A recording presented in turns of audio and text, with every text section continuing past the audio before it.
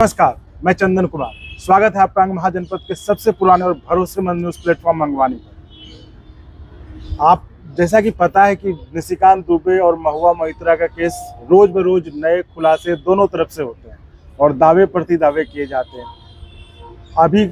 अभी महुआ मोइत्रा जी ने स्वीकार किया कि हाँ, गिफ्ट्स तो उन्होंने लिए हैं उस बिजनेसमैन से, लेकिन कैश लेने की बात उन्होंने साफ साफ इनकार कर दिया है।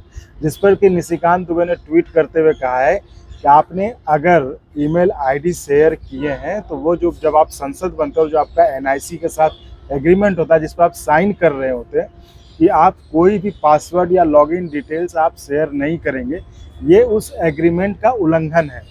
तो ये हम समझते हैं कि क्या ये सही में ऐसा कोई एग्रीमेंट होता है और ये लॉगिन डिटेल्स शेयर करना उल्लंघन होता है, और अगर ये सही है और ये उल्लंघन करना मतलब ठीक नहीं है कानून के हिसाब से, तो इसमें क्या हो सकता है, महुआ मोइत्रा को क्या मुश्किलों का सामना करना पड़ सकता है। इसी बात पर हम चर्चा करते हैं सुप्रीम कोर्ट के वकील उमेश शर्मा जी से। उमेश जी, स्वागत है आपका।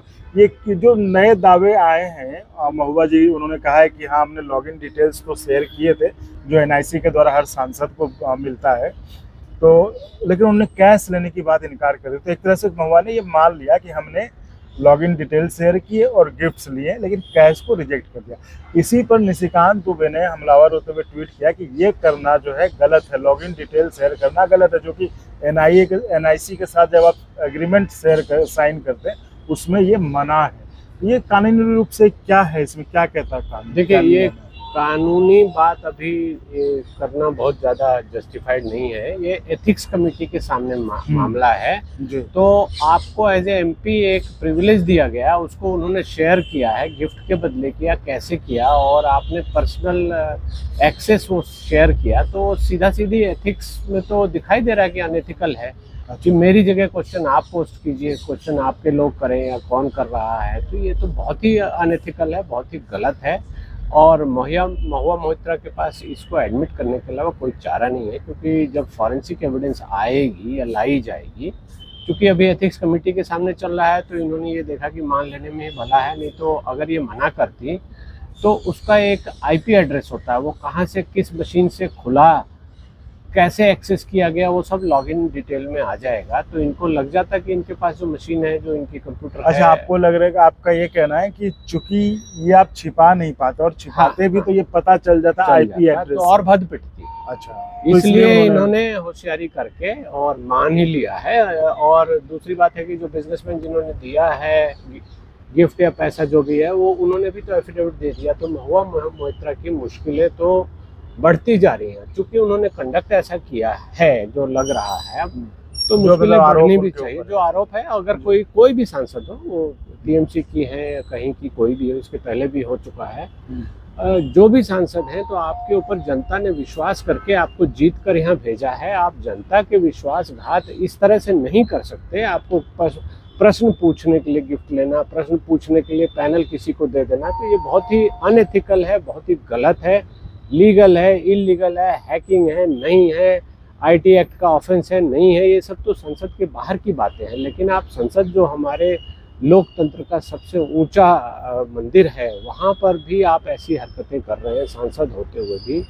आपको लाखों लोगों ने वोट दिया, तो ये बहुत ही गलत है, बहुत अफसोसजनक है। ऐसा एलिगेशन लगना, ऐसा चार्ज लगना या ऐसी बातें हैं, ये तो किसी भी सांसद के लिए या मतलब ठीक है, गलत है, लेकिन कई बार होता है कि आप जो है विरोधी दल के नेता जो है जानबूझकर भी लगा देते हैं। हाँ, है ना, ये तो जांच में पता चलेगा ना, लेकिन जांच में आएगा। हाँ, लेकिन ये एलिगेशन जैसा बता रहे हो, जैसा इन्होंने एडमिट किया, तो ये दुर्भाग्यपूर्ण लग रहा है।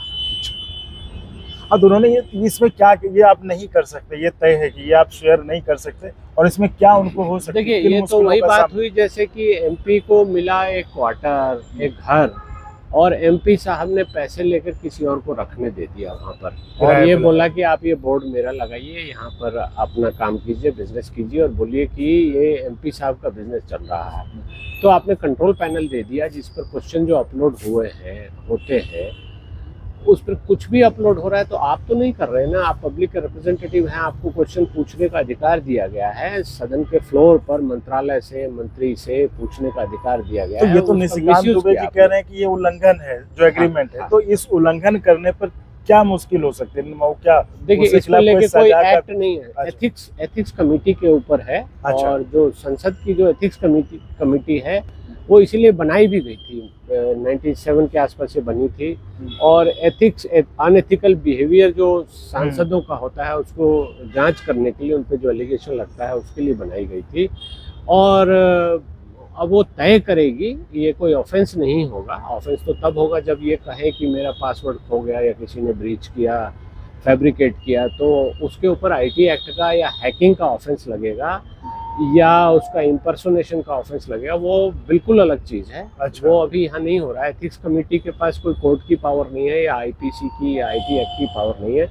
एथिक्स कमेटी जो संसद के रूल्स हैं उनके अनुसार जो एथिकल बिहेवियर सांसद का है उसको देखने के लिए बनी है, उसकी जांच करने के लिए बनी है। एलिगेशन लगते हैं तो वो जांच का ही दायरा रहेगा, उसी में वो एथिकल था अनएथिकल था सिर्फ इसमें फाइंडिंग दे सकते हैं। इनकी सदस्यता क्या होगी क्या नहीं होगी वो सब उस रिपोर्ट के ऊपर संसद। अच्छा, मतलब सिर्फ ये कमेटी, करेगी। एथिक्स कमेटी जो रिकमेंड करेगी कि हाँ, भाई ये जो है रिपोर्ट। इनका, ये जो है इनको ऐसा नहीं करना चाहिए था या करना चाहिए था, जो भी है वो जांच के बाद अपनी रिपोर्ट देगी कि हाँ ये सही है या गलत है। इसके बाद जो लोकसभा स्पीकर या जो संसद जो इस पे फैसला लेगी, यही होना है। हाँ, इसमें मुझे ऐसा लगता है, जो मैं अभी देख रहा था कि जो 15 सदस्य इसके हैं, क्योंकि बीजेपी मेजॉरिटी में है तो बीजेपी के सदस्य ज़्यादा हैं। हालांकि जेडीयू के भी हैं, दूसरे भी हैं और तेलुगु देशम के भी हैं।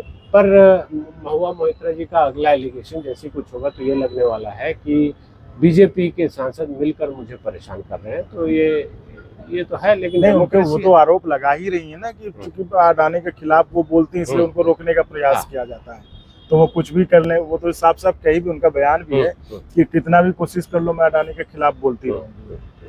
आप तो बोलते उनका आरोप रहेंगे, है बहुत स्वागत है, आपका विरोध करना बहुत स्वागत के लायक कदम है। लेकिन आप किसी प्रॉक्सी की ओर से, किसी बिजनेसमैन की ओर से, उसका जो बिजनेस राइवल है उसकी ओर से बोलने का एलिगेशन आप पे लगा है और उसने एफिडेविट फाइल करके दिया है, तो ये बड़ा दुर्भाग्यपूर्ण है। आपको इस पर क्लैरिफिकेशन देना चाहिए, इस पर एकदम स्पष्टता खड़ा होना चाहिए कि ये बिल्कुल झूठा है, बिल्कुल गलत है, मैंने ऐसा कभी कुछ नहीं किया।